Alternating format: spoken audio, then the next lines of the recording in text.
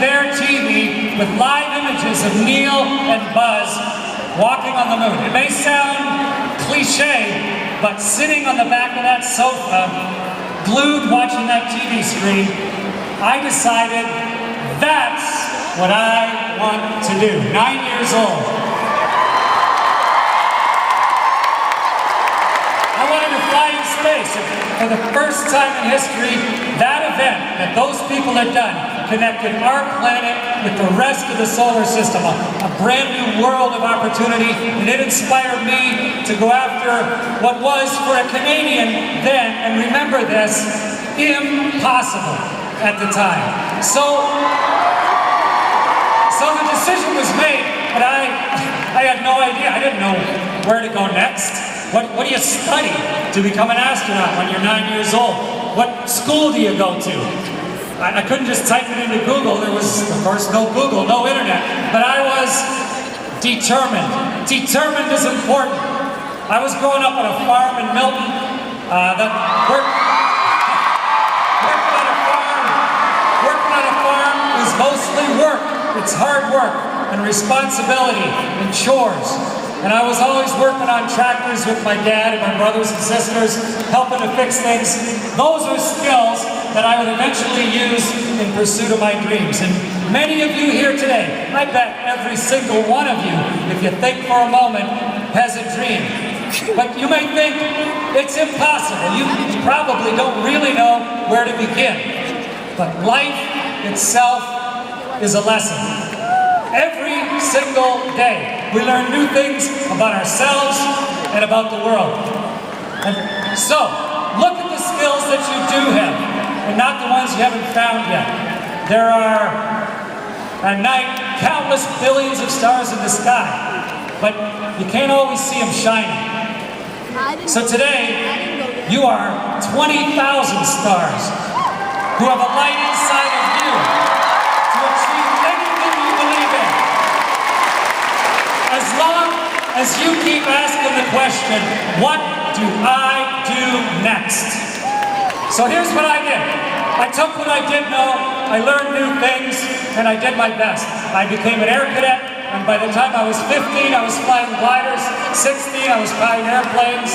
I joined the Air Force, I went to some universities, I became a fighter pilot and a test pilot, and in 1992, the Canadian Space Agency put ads in newspapers across the country that said, wanted astronauts.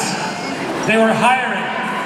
This little 9-year-old boy's dream might come true. I applied, and from 5,330 applicants, they chose 4 of us in the final selection process.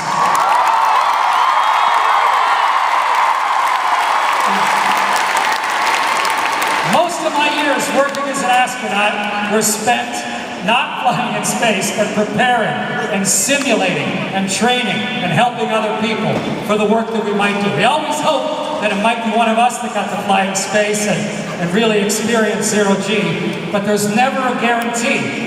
In your journey to make a difference, your life is your preparation. Every time you hear no, you're just preparing yourself for your particular journey through space. All your hard work, everything that you do is just like what astronauts do during simulation. Right now, today, here, with the people around you, you are preparing to do great things.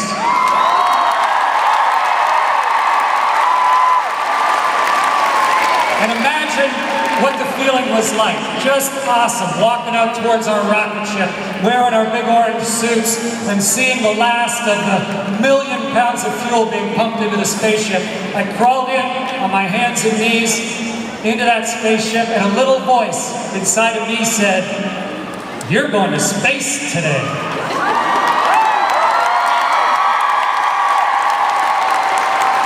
That is going to happen to you when your dreams, when for me, space went from being a dream to being my reality. And as we were ascending and roaring away up from the Earth on that first voyage, the sky went from baby blue to indigo blue to black in a matter of seconds. And I was pummeled and squished in my seat, like some big fat person laying on me, slapping me in the face. But of course, I wanted to go to the overhead window and see our world from this whole new perspective. And when the engines finally stopped, we were traveling at 8 kilometers a second, fast enough to go from Victoria to Halifax in 10 minutes. I floated up out of my seat and looked down, and so much of what you think is familiar had disappeared. I could see our whole beautiful country, but then it quickly blended just with the rest of the world. I couldn't see with these eyes the human-made borders that separate us from the politics and the issues that they represent. And despite traveling just a little under 100 million kilometers, I felt a renewed and amazing sense of connectivity. I realized ever more strongly that we all share, all of us, this same earth. From the deep blue of our oceans to all of the vast landmarks that have shaped our history, I could see the earth as a whole in a new light, literally. And it deeply reinforced my wonder at the world. But I'm lucky because each of you has already demonstrated that you have this wonder. And your curiosity and your eagerness to learn are going to propel your spaceship to achieve whatever dream that you let yourself believe in.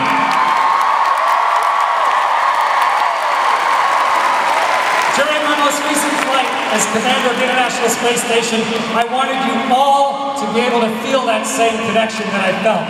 I did my best to try and bring every one of you, the whole world, into space with me, to see and experience a connected universe without borders, a whole world of self-discovery.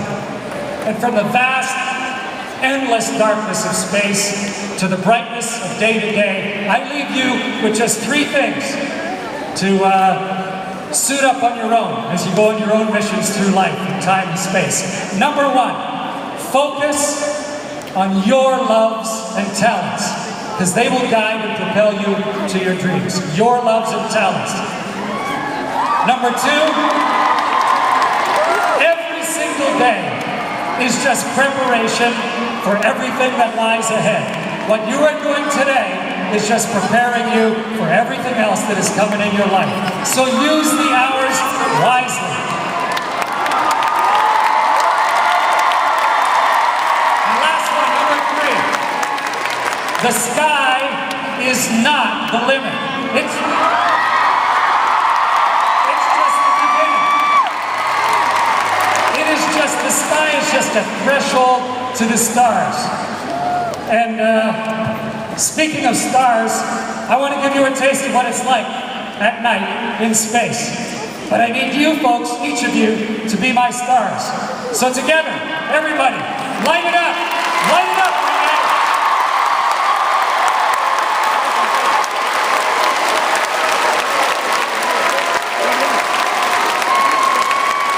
As each of you continues on your own journey, I want you to remember the power of possibility.